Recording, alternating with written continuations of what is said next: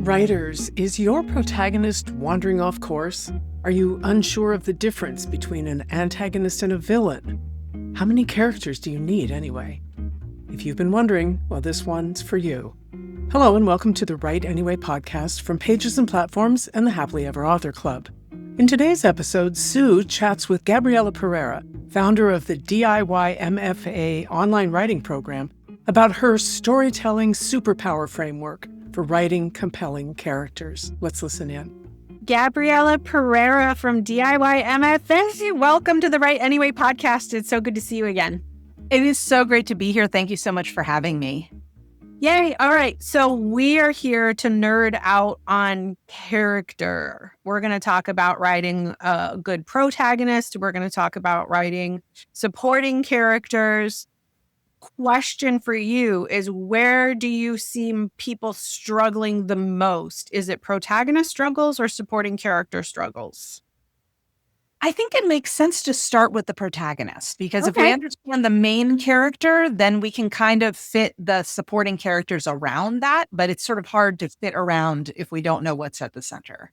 All right, well, let's start with protagonists. What are some of the books that you think have really strong protagonist, where when you think about, like, I want to give somebody an example of a really strong, well-written protagonist, what do you think of? What are your go-tos? So anyone who has been in the DIYMFA ecosystem for more than 5 minutes knows that I have certain classic examples. One of them, of course, is Pride and Prejudice, which is my favorite book. Elizabeth Bennett is a fantastic example of a really deep, well-rounded protagonist. Another example that we use a lot at DIYMFA is The Hunger Games. I tend to rely on the book version, but some people also prefer the movie. The movie followed the book pretty closely, so you can kind of take your pick. But Katniss Everdeen is a great character as well. I have to admit that it's possible that I hold the record for the most audiobook listens of Pride and Prejudice, because it has been my bedtime listening music on and off for literally years. So I have probably listened to that book up in the 100+ times. And I love it so much. So I love both of those examples. So I'm just going to let you take it away and talk about what it takes to write a protagonist that hopefully gets somewhere close to the success of Elizabeth Bennett or Katniss. Yeah. So when I think of protagonists, I like to think in terms of archetypes. And the archetypes that I've developed around protagonists have come from some time ago. Back when I was launching the DIYMFA book, I had to give this presentation on main characters. And I started thinking to myself, like, if there were a personality quiz for main characters, what would that look like? And so I started thinking, I'm a big fan of the Myers-Briggs personality assessment. I'm an INTJ all the way. So like I totally nerd out over that. And so I started thinking, like, if there was a Myers-Briggs version for characters, like what might that look like? And so I developed what I call the Storytelling Superpower framework, which is this framework of 4 archetypal characters. And the way you get to those characters is there are 2 parameters. So if you're familiar with the Myers-Briggs, you know that there are like 4 different parameters, and you're either this or you're that for each of the different parameters. And depending on where you fall on each of the 4 parameters, that gives you your personality type. So the Storytelling Superpower is a little bit simpler. It's only 2 parameters instead of 4. And the 2 parameters are the type of character, whether they're a relatable character or an aspirational character. And then the other parameter is what the character wants. Does the character's desire tend toward change, either change in themselves, change in their surroundings, change in the whole big wide world, or does it stem towards, preservation? Like, do they want to keep things the same? They don't want to shake things up at any point. So when you take those 2 things, if you imagine like a box and you cross the 2 things, you've got type across the top and you've got want along the side.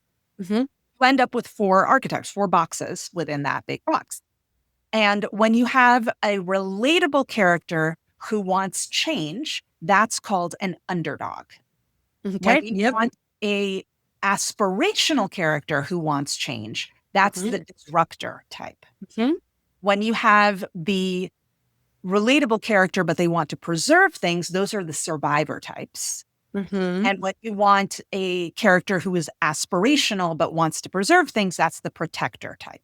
Okay. So, this gives you kind of like a personality type. And each of these four archetypes has certain qualities that tend to come out, and they tend to track across different books and across different works of literature. Like you'll see sort of certain trends with characters that fall into each of these types. So for example, Katniss Everdeen is an interesting example because she starts as an underdog, right? Like she starts as this girl from District 12. Nobody really thinks very much of her. They think she's just going to fail. They think she's going to die. Nobody really is rooting for her. And then she starts like slowly showing signs of, wow, there's more to her than what we thought. Toward about 2/3 to 3/4 of the way through book 1 of the trilogy, she actually makes a full shift from underdog to disruptor. Yeah. And so by the end of the first book, she is firmly planted. Like she has gone from girl from District 12 to the Mockingjay. Like that's sort of her personality shift. And it's this big shift from underdog to disruptor. And what's really interesting, when you're shifting from one type, like the relatable type to the aspirational type, or you could also shift from the aspirational type to the relatable type, the way you do that is very specific. So I have this theory, I call it the opposite is possible theory. And the idea behind it is that you want, as an author, to show the possibility that character can become the opposite of who they are. Now, this doesn't mean the character is going to be out of character, that they're going to just start acting weird, but it means that you're showing little clues of the growth that the character can have. And what's interesting, oh yes, go ahead. That also feels related to stakes to me. Yes. Okay. Yeah. Because it's like, okay, the opposite is also true. So everything we love about this character could be at stake and they could backslide, or everything we hate about this character and we're frustrated with them, they could actually solve it and move forward. Exactly. So the stakes are kind of woven into that journey as well. So what's interesting is if you take relatable on one side and aspirational on one side, when we're looking at it in terms of the matrix, the four boxes, it kind of feels like they're buckets, right? That like you put the character in a bucket, but it's not really a bucket. It's more like a spectrum. Yeah. So you have like Katniss Everdeen starts on the relatable side, and she gradually kind of shifts over to the aspirational side. And what's interesting is we see these little hints, like the author plants these little clues. Like, for example, when she volunteers to take her sister's place, that's the first hint. That shows her potential for greatness. That shows her potential to do something really important. Then we see like that moment with the arrow and the pig and the apple. That's another moment where, Katniss Everdeen sort of shows what she can do, shows who she is. And then see other moments as she kind of develops and as she grows until we get to that moment at the moment after Rue dies, when she does the whole burial for Rue. And then she looks at the camera and she does the peace symbol thingy.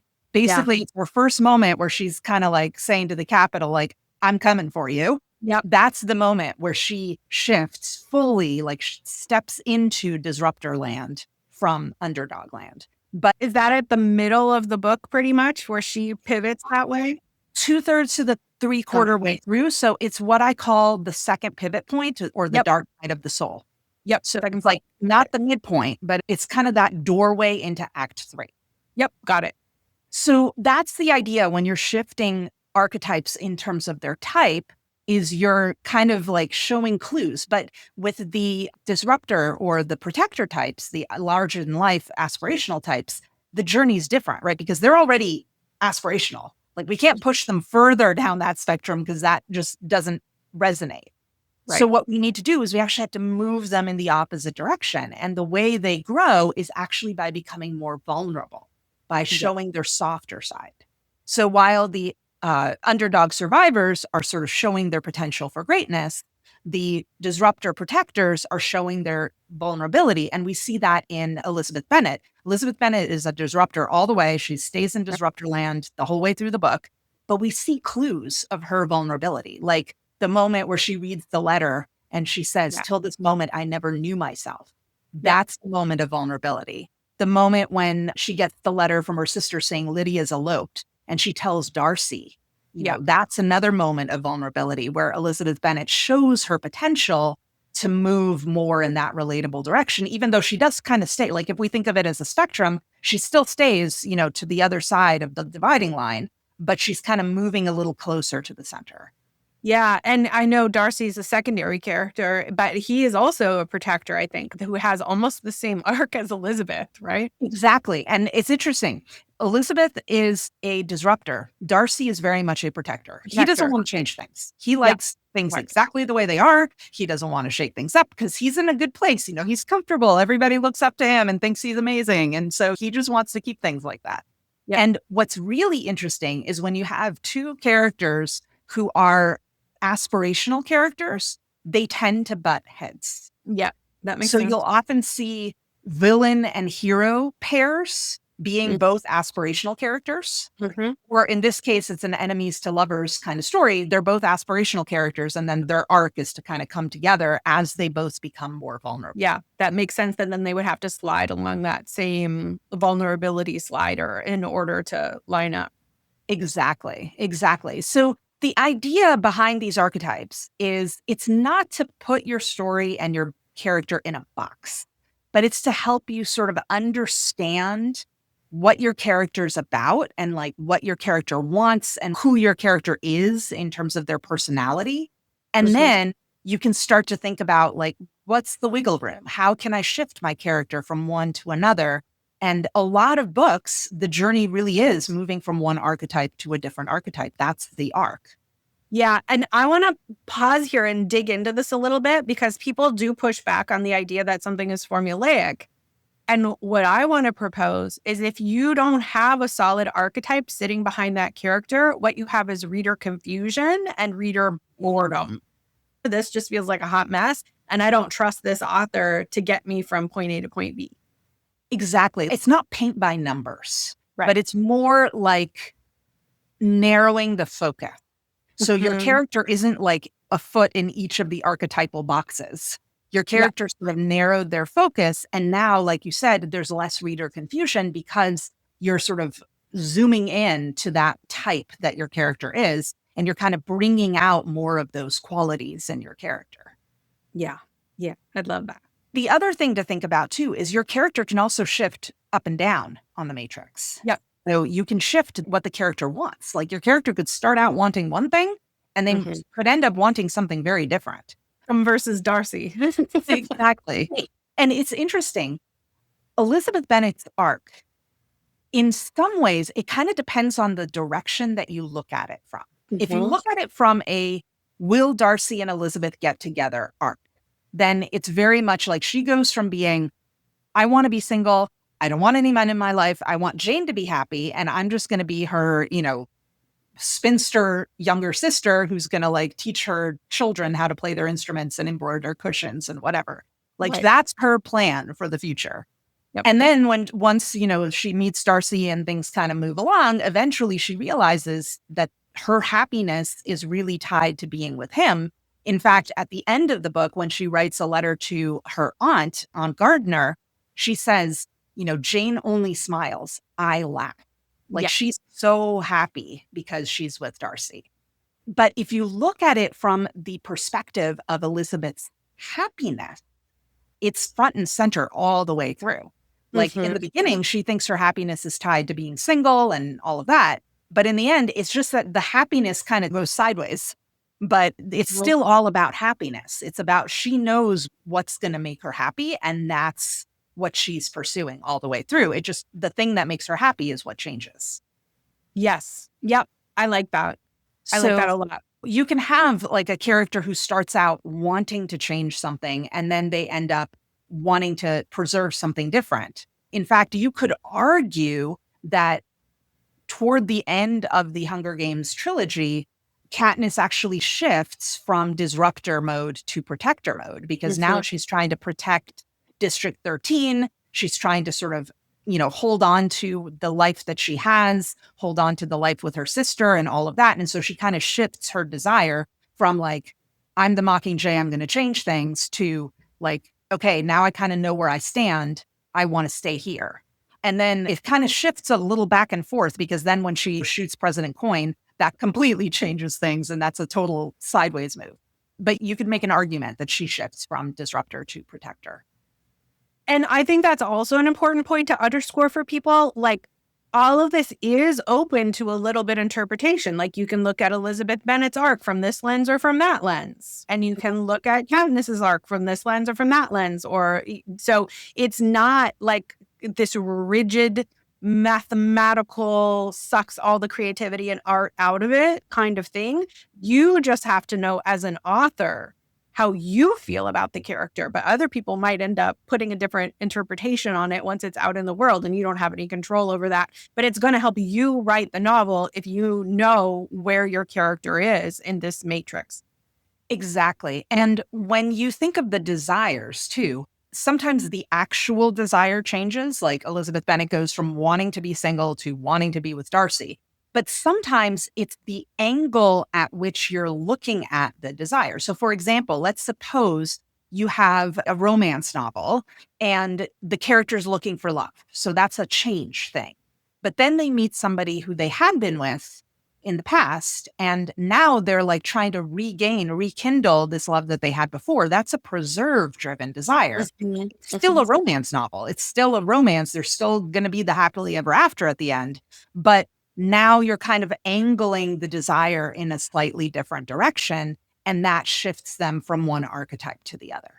Yes. Yeah. And you can play, like, once you know the archetype, there are all, like you called it, wiggle room. There are all ways where you can kind of subvert expectations and keep it fresh and fun. That's when you're bringing your particular spin to it as well. Exactly. And there are also certain types of narratives that are more compatible with certain archetypes than with others. Now, it doesn't mean that you can't combine an archetypal character with a narrative that kind of belongs to a different archetype and, kind of do a mashup like that. Like that, it's totally fair game. But understanding which types of stories are more compatible is also really important. For example, stories like rags to riches stories or David and Goliath, like us versus them, big guy versus the little guy. That is classic underdog storytelling. You could have a disruptor doing an, big guy versus little guy story, but now you have to be thinking like, okay, the big guy's got to be much bigger if you've got an aspirational character instead of an underdog character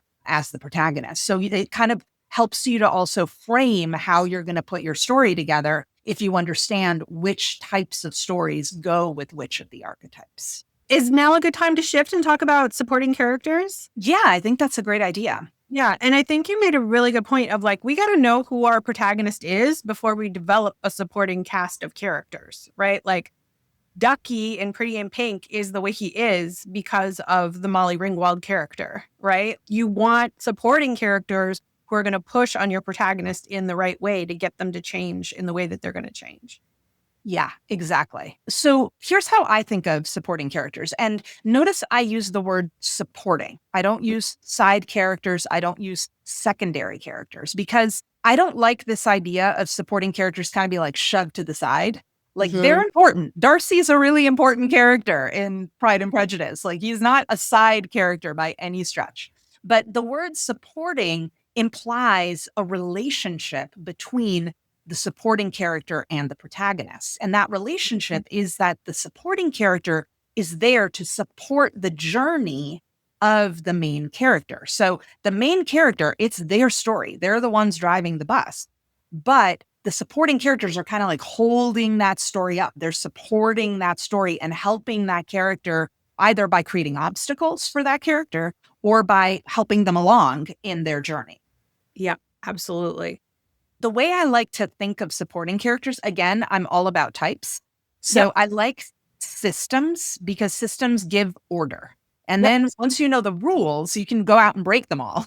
But you need to kind of know how the things are put together. It's sort of like when you take something apart to see how it's put together and then put it back together again. It's sort of that same idea. So the way I like to think of supporting characters is that there are certain types that tend to come up again and again and again. So the classic type is the villain or the opponent. And I want to make a distinction here between a villain / opponent and an antagonist. Most people use antagonists to mean villains, and that's totally true. Villains are a type of antagonist. But an antagonist, really, by definition, is a thing that is causing problems and like anti your protagonist.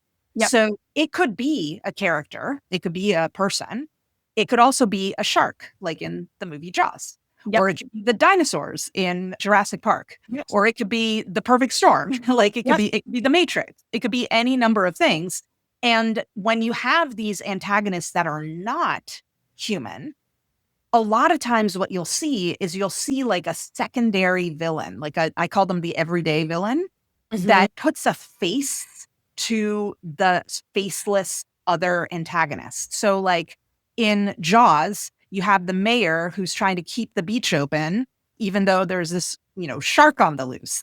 So like now we kind of know who to root against because you can't really root against the shark. Like the shark's just doing what sharks do. You can't hate on the shark. Yes. And same thing with the Jurassic Park dinosaurs. They're just being dinosaurs. Like you can't hate on them. But you've got the guy who tries to steal the embryos and then ends up releasing all the dinosaurs. Like that's the one that we're rooting against. So you kind of have these layers of villains or layers of antagonists. And sometimes the antagonist is like a big amorphous force. Sometimes it's a very specific human being like Hans Gruber in Die Hard. Understanding that relationship between antagonist and villain, I think, is really important because you can have these layers. But those aren't the only types of supporting characters. You could also have characters who are allies to your main character. And that can include things like BFFs, sidekicks, love interests, and people like that who are like, we're in it with you. Love interests are interesting. When they come into play, especially if it's not a romance, but you have a romance subplot, usually the best way to bring them into play is to create like a situation where the love interest wants something that's counter to what the main character wants. Almost an antagonist. They're almost an antagonist. They're not like antagonizing the main character. They might still be a love interest, but they have different goals. Their goals are in opposition. And so now the main character is stuck thinking, do I pursue this thing that I want, or do I do something that is going to help the person that I care about? And that kind of conflict is what makes the story interesting. And the same thing can come into play with a BFF character. Ducky comes to mind again there because he's the BFF character, but he wants to be the love interest. Yeah. Exactly. And that creates complications, and it creates an interesting relationship dynamic between the two main characters, or between the main character and Ducky. You also sometimes have advisory characters. So these include characters like the classic mentor, like the Obi-Wan Kenobi or the Dumbledore, or, like the character who's giving instruction to the main character. You see that a lot in adventure, fantasy type stories. There's a danger zone with the mentor character, and that is very, very tempting because you have this character who knows everything, and it's very tempting to make them want to jump in and solve all the problems, and you really have to hold back. So, and you want to also make sure that they don't like info dump all the information onto the main character. Like, let me explain the whole history of the entire world that you are now in.